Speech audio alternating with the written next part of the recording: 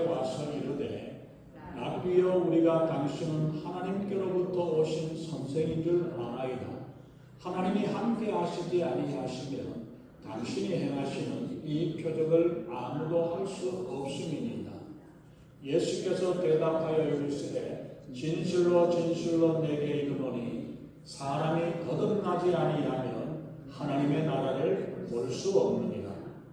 니고데모가 이르되 사람이 늙으면 어떻게 날 수 있사옵나이까? 두 번째 모태에 들어갔다가 날 수 있사옵나이까? 예수께서 대답하시되 진실로 진실로 내게 이르노니 사람이 물과 성령으로 나지 아니하면 하나님의 나라에 들어갈 수 없느니라. 육으로 난 것은 육이요 영으로 난 것은 영이니 내가 내게 거듭나야 하겠다 하는 말을 놀랍게 여기지 말라. 바람이 임의로 불매 내가 그 소리는 들어도 어디서 와서 어디로 가는지 알지 못하나니 성령으로 난 사람도 다 그러하니라. 니고데모가 대답하여 이르되 어찌 그러한 일이 있을 수 있나이까? 예수께서 그에게 대답하여 이르시되 너는 이스라엘의 선생으로서 이러한 것들을 알지 못하느냐? 진실로 진실로 내게 이르노니 우리는 아는 것을 말하고 본 것을 증언하노라. 그러나 너희가 우리의 증언을 받지 아니하는도다. 내가 땅의 일을 말하여도 너희가 믿지 아니하거든 하물며 하늘의 일을 말하면 어떻게 믿겠느냐? 하늘에서 내려온 자 곧 인자 외에는 하늘에 올라간 자가 없느니라. 아멘.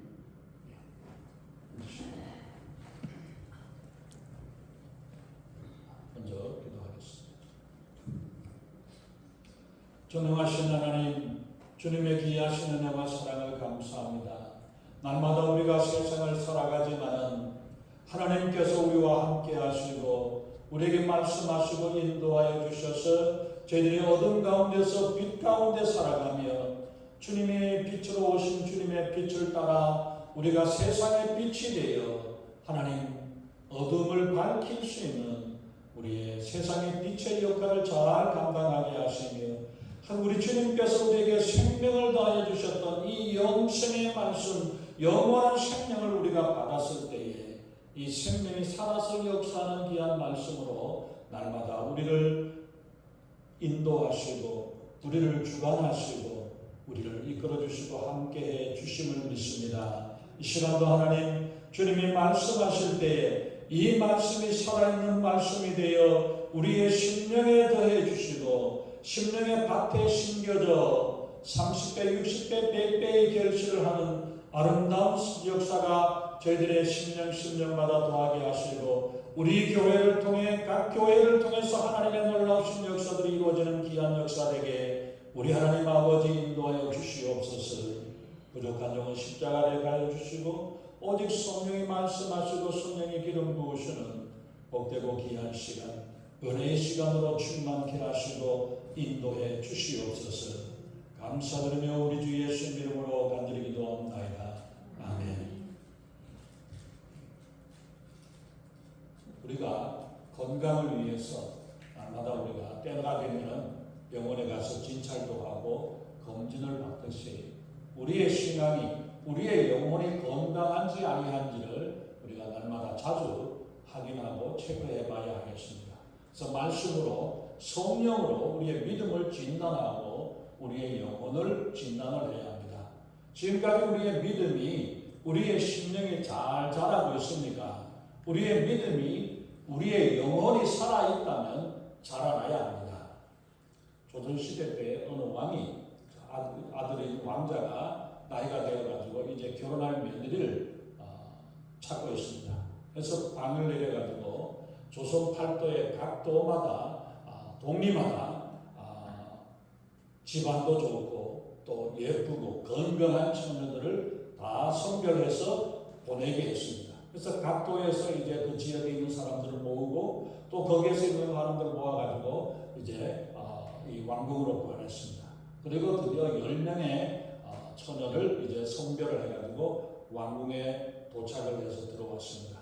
왕이 특별히 명령하기를 이 10사람들에게 뭐든지 다 필요한 대로 지원을 해주고 하되 이제 6개월 후에 얼마 후에 우리가 이제 다시 한번 선발을 하겠다 하면서 각 그 선발된 아가씨들한테 화분 하나를 주었습니다. 화분 하나를 주면서 여러분들이 정성껏 이 화분에 있는 식물을 잘 키워가지고 아름답게 꽃을 맺어서 6개월 있으면 꽃이 필 테니까 그때 해갖고 오도록 하라. 이렇게 하고 서울에 있는 사람, 한양에 있는 사람들은 집에서 일거주하고 또 이제 다른 지역에 온 사람들은 거처할 곳까지 마련해주고 각 사람들을 봉쳐가지고 이것을 잘 관리하도록 이렇게 가꾸도록 그렇게 했습니다. 이렇게 해서 6개월이 지나고 나서 각 사람들이 다 왕의 명령에 따라서 다 모여 같이 왔습니다.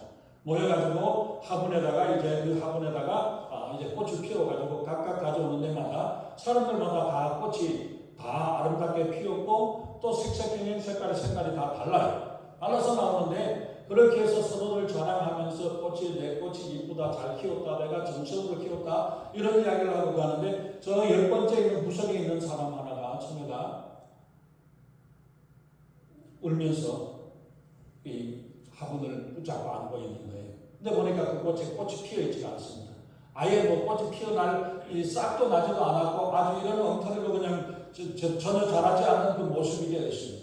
이 사람들이 수군거립니다. 아니 왕이 직접 하사를 했고 왕이 정성껏 가꾸라고 이야기를 했는데 어떻게 했길래 싹도 안 나고 그렇게 해서 그냥 그대로 가져왔는가 싶어서 사람들이 수군거리고 뭐라 그러죠. 그러면서 왕이 하나씩 보면서 너무 아름답고 좋다고 색깔도 이쁘고 뭐하다 이런 식으로 이야기를 하면서 마지막 10번째 와서 있는 처녀한테 이야기를 합니다. 너는 어떻게 해서 내가 그렇게 준 꽃을 이 화분에 정성을 다하지 않고 이렇게 해서 꽃을 피우지 못했느냐. 이러니까 이 처녀가 이야기하기를 내가 정말 정성을 다해가지고 했는데 싹이 나지를 않습니다. 싹도 나지를 안 하고 어떻게 그렇게 날마다 보고 정성을 기울였는데 전혀 그렇게 싹이 날 기미가 없이 그냥 되어서 너무나 죄송하다고 항송합니다. 이러면서 죽을 죄를 졌다고 이야기를 합니다. 근데 왕이 하는 이야기가 그 안에 심겨졌던 씨앗들 나머지 9명의 사람들은 다 가짜라는 거예요. 왜? 이 씨앗이 삶은 씨앗이라는 거예요. 죽은 씨앗입니다. 죽은 씨앗에다가 아무리 정성을 들이고 아무리 뭘 하고 해더라도 싹이 나겠습니까? 근데 이 사람들은 어떻게 싹이 났을까요? 어떻게 싹이 났을까요? 기적이 일어나서 그렇게 났는지 모릅니다만 그러나 이 사람들이 생각할 때는 왕이 줬는데 잘 키워야 되겠는데 생각을 하면서 싹이 안 나니까 대신 바꿔치기 하죠. 왕을 속인 거예요. 그렇지만 이 사람은 그렇게 정성을 기울여가면서 있는데도 불구하고 싹이 자라나지는 않지만은 그래도 왕의 그거에 따라서 그대로 정직하게 했기 때문에 빈 화분을 가지고 왔었던 거죠. 누가 더 마음이 어떤 마음인가를 우리가 봅니다. 그게 제가 말씀드린 건 그게 아니라 화분에 아무리 정성을 기르고 아무리 물을 주고 아무리 거름을 잘 주어도 이 씨앗이 죽은 씨앗이면 싹이 나지 않는다는 거예요. 그러나 싹이 나면 이 씨앗이 살아있으면 아스팔트 위에서도 싹이 나오는 것을 볼 수 있잖아요. 돌무더기 속에서도 싹이 피어나고 자라나는 모습을 우리가 보는데 살아있는가 죽어있는가 죽은 거에서는 아무리 해도 새싹이 돋아나지 않지만은 살아있는 씨앗은 어떤 환경에서도 자라고 새싹이 돋아난다는 사실을 말씀을 하고 있습니다. 오늘 우리가 본문에 보면은 니고데모라는 한 사람이 밤에 예수님을 찾아왔다고 말씀을 하면서 그 사람을 유대인의 지도자요 관원이라고 소개를 합니다. 여기서 지도자요 관원이라고 말하는 이 말은 일반적인 용어로 되어 있지만은 이 말을 보면은 대제사장이나 해당장이나 사내들인 공회원이나 재판장이나 어쨌든 리더, 지도자들 이 사람을 두고 이야기를 하기 때문에 자세한 이야기를 모르지만은 우리가 보면은 있는 그 역사적인 것을 보면은 이 니고데모를 사내들인 공회원이었다고 이야기를 합니다. 사내들인 공회원, 사내들이라는 것은 대제사장이 의장이 되어졌고 그리고 제사장들 중에서나 바리새인들이나 서기관들이나 이스라엘의 최고에 되는 사람들, 랍비들, 이런 사람들을 70명을 모아가지고 그걸 하는데, 그래서 율법을 판정을 하고 재판도 하고 이런 모든 그것들을 다 해내는, 예수님을 십자가에 못 박게 했던 그 일들을 했던 사람들도 산헤드린 공회원이었고, 그들은 살인하는 사형을 시키는 일 외에는 재판을 다 할 수 있습니다. 사형을 선고하는 일은 빌라도 총독만이 할 수 있기 때문에 빌라도에게 이야기를 했지만, 그런 막강한 권력을, 재판관이고 그런 선생이고 모든 그것에서 의결하는 국회도 되고 이러한 역할을 하는 막강한 권력을 가지고 있는 것이 공회원인데, 산헤드린 공회원인데 70명이 있습니다. 그 중에서 한 사람이고, 또 그리고 니고데모는 우리가 보면은 학자들이 이야기하기를 이 산헤드린의 공회원 중에서 또 율법을 판정을 하는 사람 중에 한 사람이다, 이렇게 이야기를 하고 있습니다. 이렇게 권력을 가지고 있고 지체 높은 사람인 니고데모가 밤중에 예수님을 찾아왔습니다.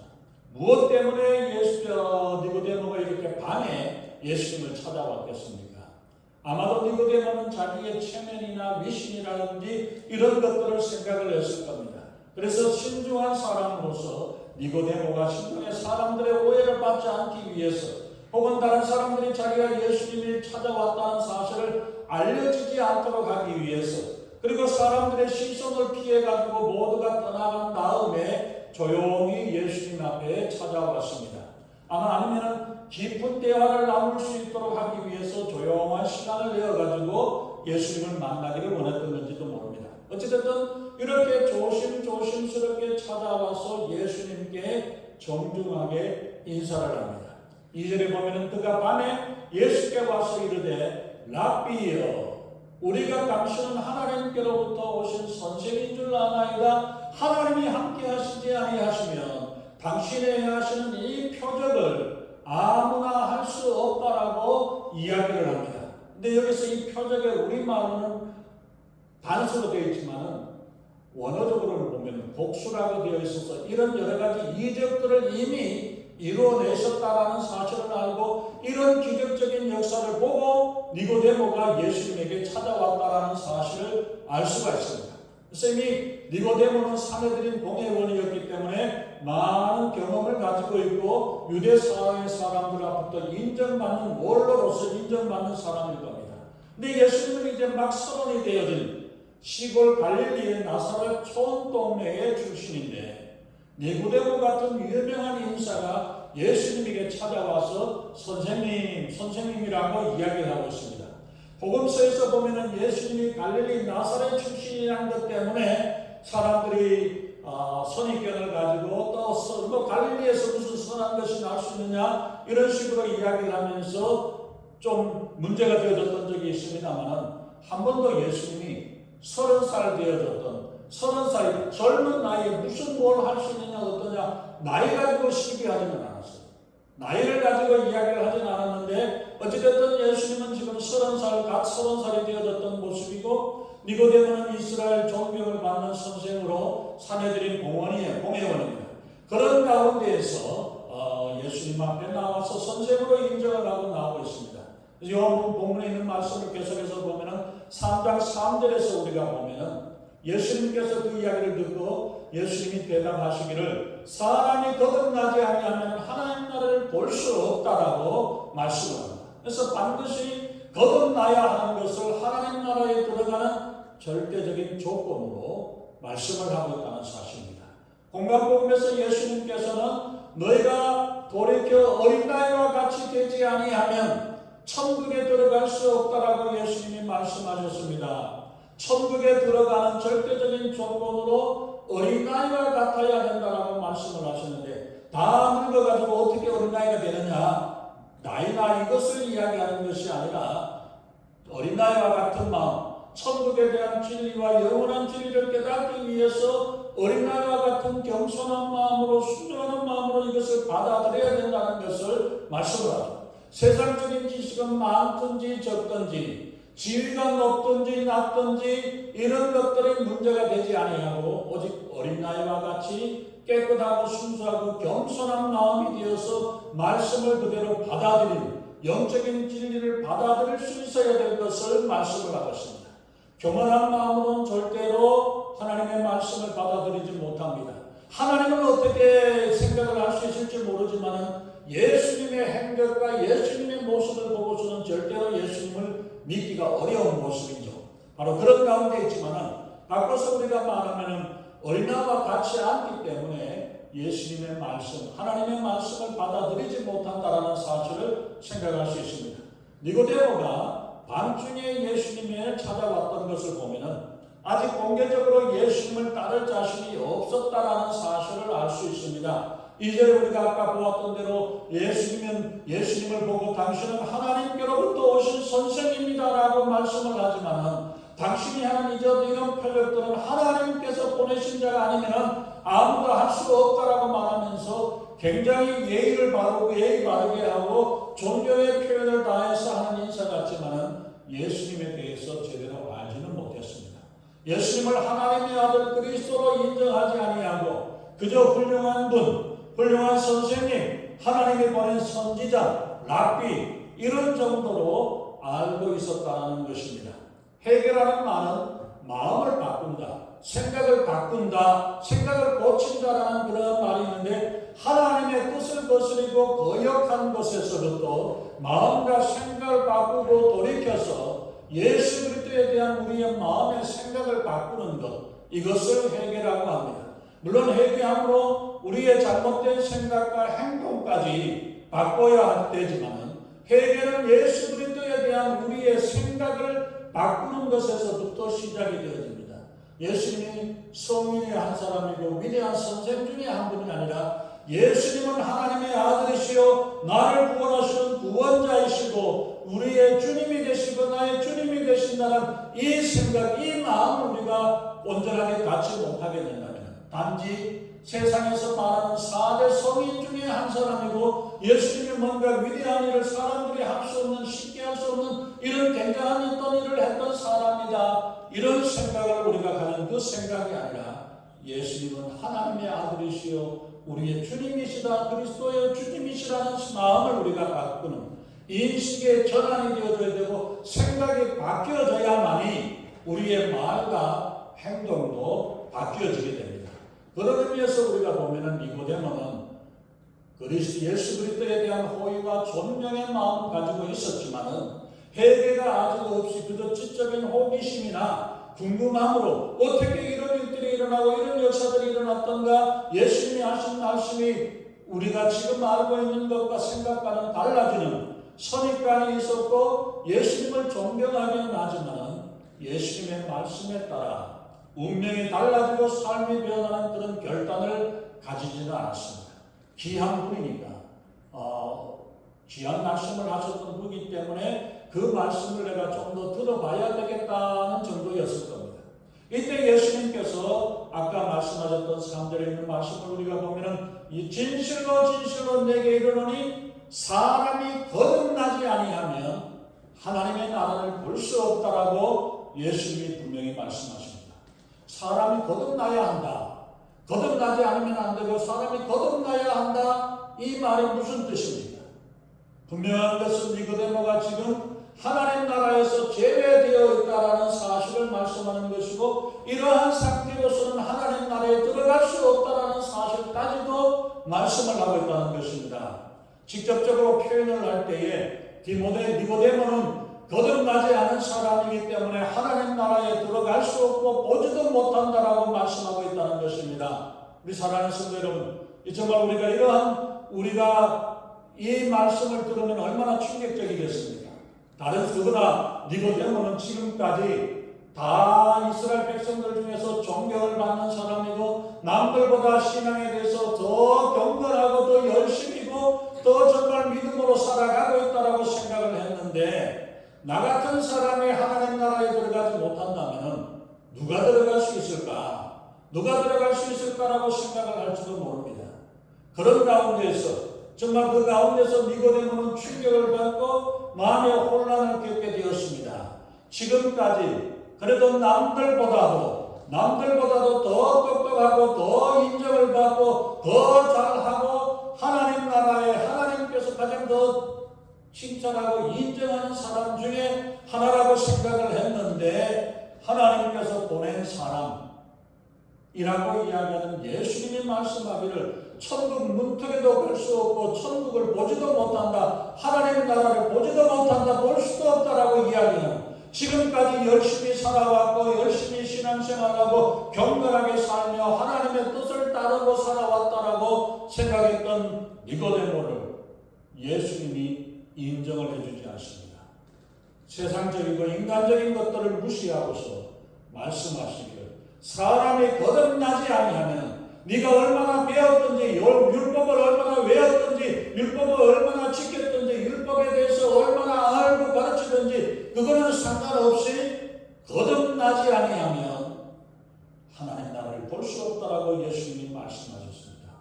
이 말씀은 니고데모에게는 큰 충격이 나왔을 겁니다.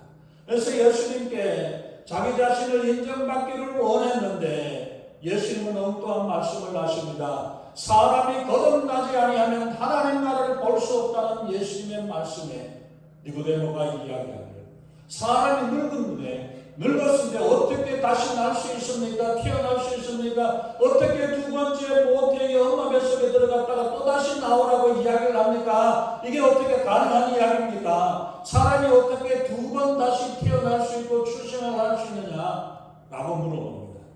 정말 어린아이와 같은 질문입니다. 그는 똑똑한 학자요 존경받는 스승이었지만은 그는 지금 바보 같은 이야기를 하고 있습니다. 그러나 이 반응은 근데 예수님의 말씀에 대해서 그러면 내가 어떻게 하나님 나라에 들어갈 수 있습니까? 라는 간절한 소망을 가지고 있다는 것. 내가 지금 하나님 나라에 가지 못한다면 어떻게 하면 내가 하나님 나라에 들어갈 수 있습니까? 라는 이 마음의 고백이 간절함이 그대로 담겨져 있다는 것을 볼 수 있습니다. 예수님의 말씀을 그대로 받아들인다면 우리는 우리의 신분이나 위치나 이런 것하고는 전혀 상관이 없다는 것을 말씀합니다. 그러나 니고데모는 말씀에 순종하면서 지금 있는 자기의 신분이나 생각이나 지금까지의 사상과 모든 경험들을 내려놓고 어떻게 하면 그러면 하나님 나라에 갈 수 있습니까? 이 사실에 대해서 궁금해하고 있습니다. 얼마나 놀라운 겸손입니까? 그런 사람들의 이야기를 다 그런 말을 들었다면 많은 사람들이 이런저런 공박을 하고 이런저런 핑계를 대고 이런저런 말들로 예수님의 말씀에 대해서 대적을 하려고 하겠지만은 그러한 것들을 내세우지 아니하고 오직 예수님의 말씀을 받아들여서 어떻게 하면 거듭날 수 있습니까를 물어보고 있습니다. 그때 예수님께서 5절에서 말씀하기를 예수님께서 대답하여 진실로 진실로 내게 이르노니 사람이 물과 성령으로 나지 아니하면 하나님의 나라에 들어갈 수 없다. 거듭난다는 것을 물과 성령으로 나야 된다라고 말씀을 하고 있죠. 그리고 내가 내게 이르노니 라는 이 말들에서도 여기도 보면은 너 한 사람을 이야기하는 게 아니라 너희들 지금 대화는 지금까지 니고데모와 1대1로 대화하는 것 같지만 아마 그 옆에 제자들도 함께 있었던 것 같아요. 그러면서 너희들도 물과 성령으로 나지 아니하면 하나님 나라에 들어갈 수 없다라는 사실을 말씀을 하고 있고 이 거듭나야 한다는 말에 대해서 기이하게 이상하게 여기지 말라라고 예수님이 대답하셨죠. 3절에서 예수님이 거듭나야 한다는 말씀을 하셨고 이제 사람이 물과 성령으로 나지 아니하면 하나님 나라에 들어갈 수 없다라고 이야기합니다. 이 물이라는 의미를 여러 가지 이야기들로 신학자들이 이야기를 합니다만 대체적으로 거의 모든 학자들이 이 물은 식례를 의미한다라고 이야기를 합니다. 그래서 사람이 물과 성령으로 나지 아니하면 하나님 나라에 들어갈 수 없다라는 말에 식례가 바로 물이 식례라고 이야기하면 식례는 무엇이냐? 식례는 자신이 예수 그리스도를 믿고 구원받았음을 대중들 앞에 사람들 앞에 선포하면서 내가 예수 그리스도를 믿습니다. 예수님을 영접합니다라는 것으로 영적으로 새롭게 태어났음을 상징하는 의미에서 행하는 예수님이 명령하신 그 예수입니다. 그래서 성경에서 말씀하는 침례의 핵심이 우리가 크게 간단하게 우리가 보면은 네 가지로 우리가 생각을 할 수 있습니다. 침례는 무엇이냐? 침례를 통해서 예수 그리스도와 하나가 되어진 연합됨을 되었음을 의미합니다. 로마서 6장 3절 4절 말씀 한번 뒤에 찾아서 한번 보시기 바랍니다. 거기에 있는 말씀을 우리가 보면은 우리가 그리스도와 합하여 죽었고 합하여 부활함으로 부활에 동참하는 사람이 되었다라는 사실을 말씀을 하면서 우리가 연합되었음을 말씀을 하고 있습니다. 그래서 우리가 침례를 받아 물속에 잠길 때 예수님이 십자가에 대신 죽으셨던 것처럼 나도 죽고 내가 죽었다라는 사실을 말씀합니다.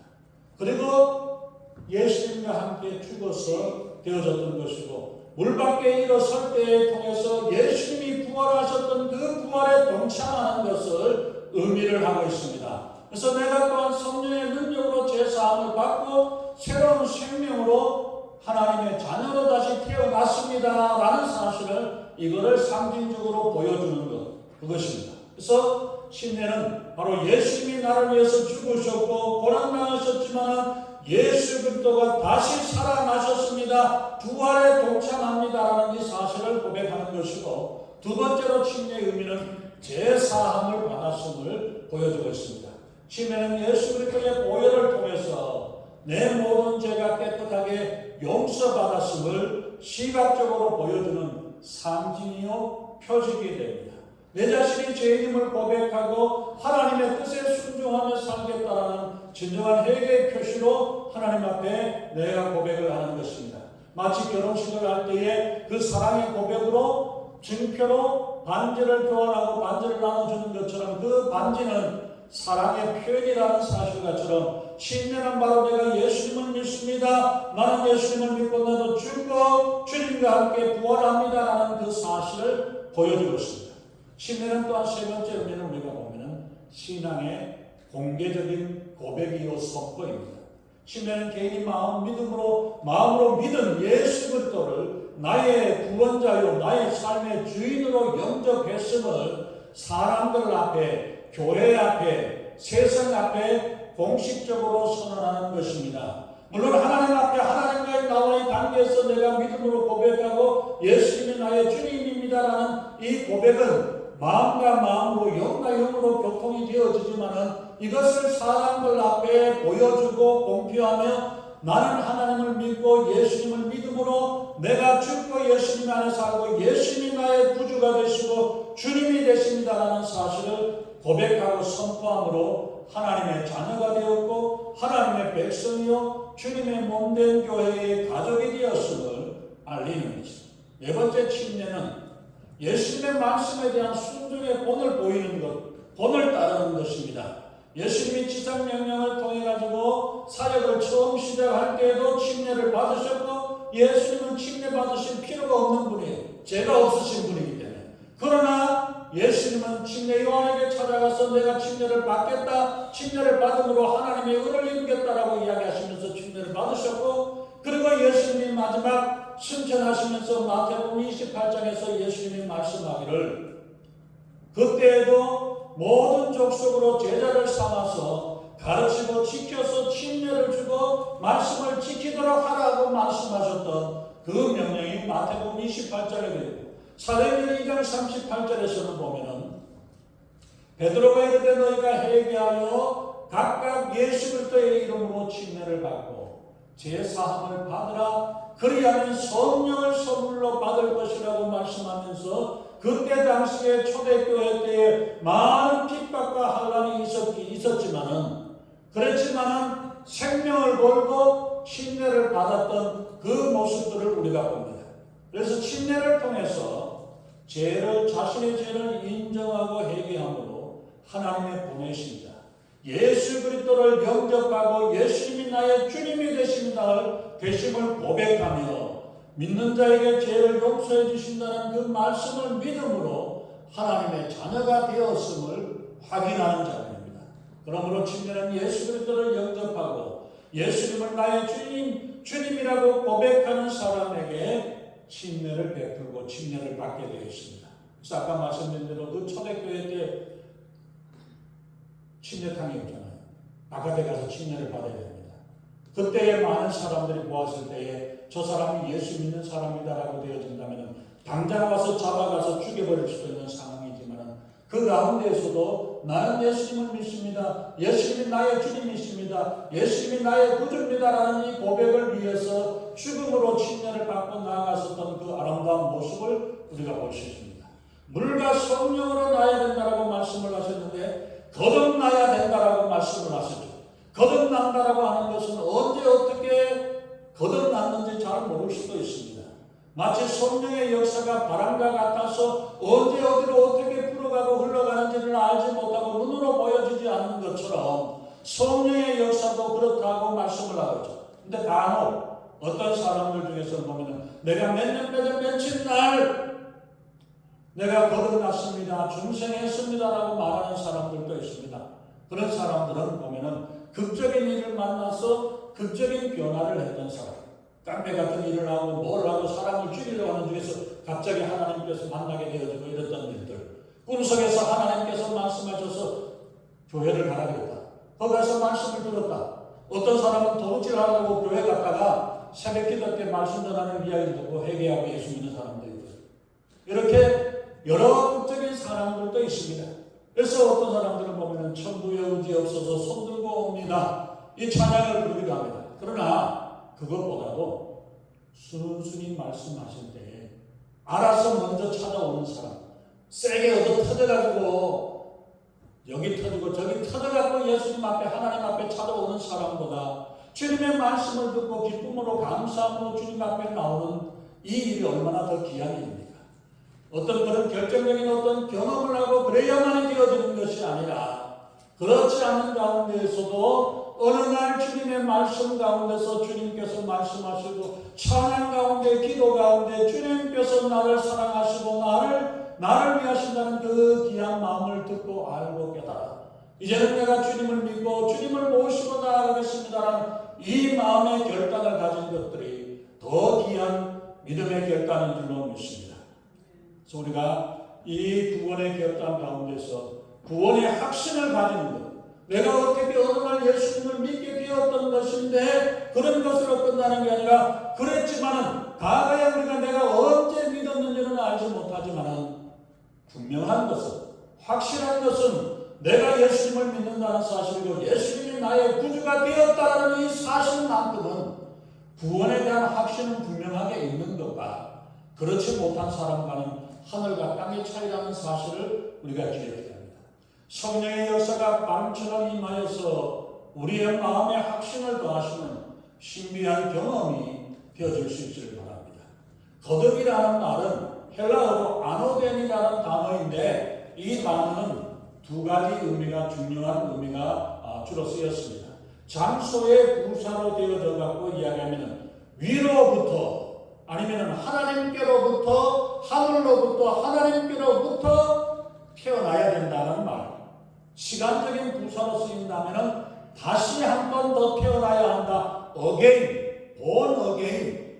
거듭난다 해서 중생 이러한 뜻이 있습니다. 그래서 이 거듭난다는 말 아노덴이라는 단어에서를 우리가 본다면 위로부터 태어나야 한다. 하늘로부터 태어나야 되고 하나님께로부터 태어나지 아니하고는 하나님의 자녀가 될 수 없는 영적인 출생이 있어야 되는 것을 말하는 것이고 그래서 하나님의 자녀로 우리가 이 땅에 태어났지만 그것으로 끝나는 게 아니라 하나님의 자녀로 태어나는 하늘로부터 태어나는 출생이 있어야 되고 또 육적인 출생에서부터 어머니 뱃속에서부터 태어나는 육적인 출생에서부터 두 번째 출생하는 영적인 경험 영적인 출생이 있어야 한다는 것을 말합니다.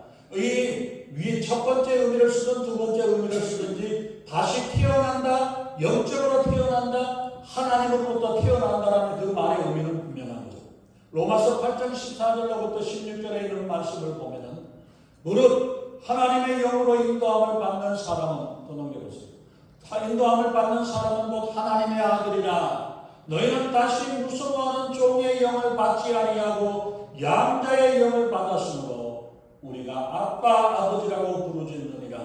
성령이 친히 우리와 우리의 영과 더불어 우리가 하나님의 자녀인 것을 증언하는 신한다고 말씀을 하고 있습니다. 하나님의 영으로 인도함을 받으면 하나님의 양자가 되었고 성령이 우리가 하나님의 자녀가 되었음을 증거한다고 말씀합니다. 믿습니까?